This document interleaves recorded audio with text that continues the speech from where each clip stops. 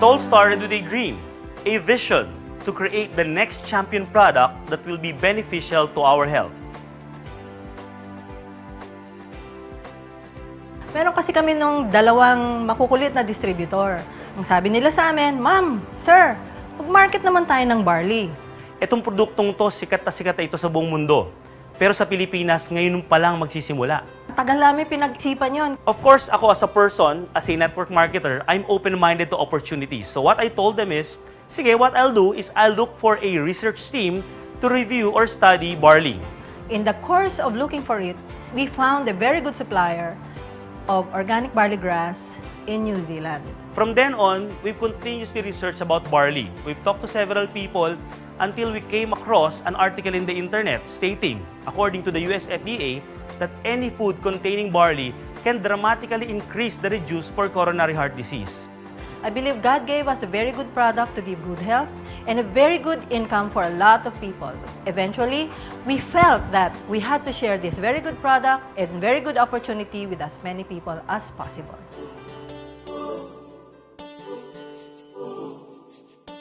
What I love about this business is that more than the profit, meron talagang rewards na mahirap i-describe. I mean, of course, we want people to feel better through our products. Pero hindi lang yun eh. They live better. Ang sarap ng pakiramdam to know that we help them achieve that.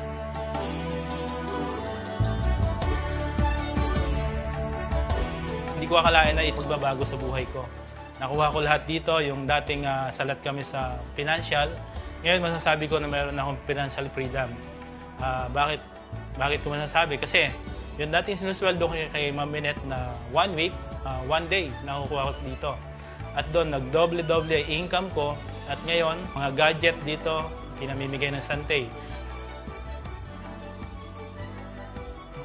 Actually, napakaraming mga products ng iba't ibang companies na pwede kong i-take. Yung nga lang, ang reason bakit nasa Santay ako right now is more than the product is because of the people, yung mga tao, behind sa company. Kaya sa Santay, nakita ko yung sincerity ng company. Nakita ko yung sincerity ng mga distributors at ng mga tao behind this company.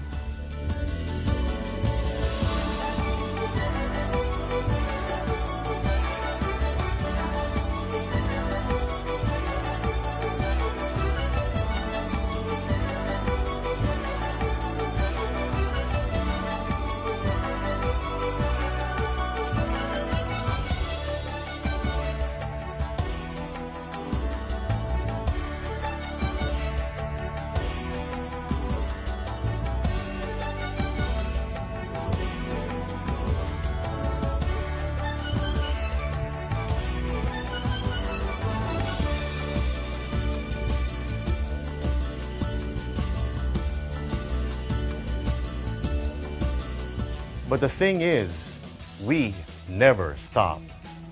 At the end of each day, at the end of every achievement, we remember our constant goal, and that drives us to keep on going. Hindi yun ganun kadali. It's not just about wanting to go on. Because to go on, kailangan may tapang ka. Tapang to take the next step forward.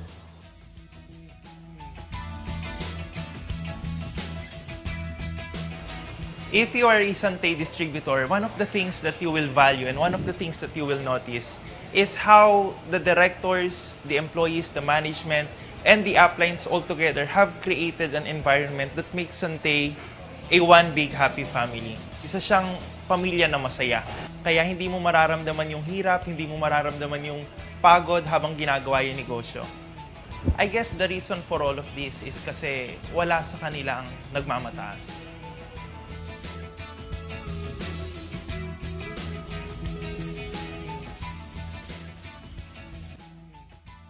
Lahat ng bagay ay pwede mo makamit. Pero isa lang naman ang katapat ng bawat pagsubok na iyong haharapin. And that is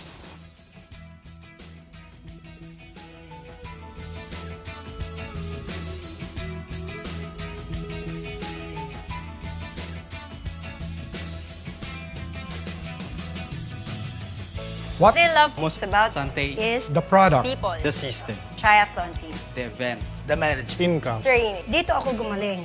What I love most about Santay is, we work hard. But working hard is harder! Bye!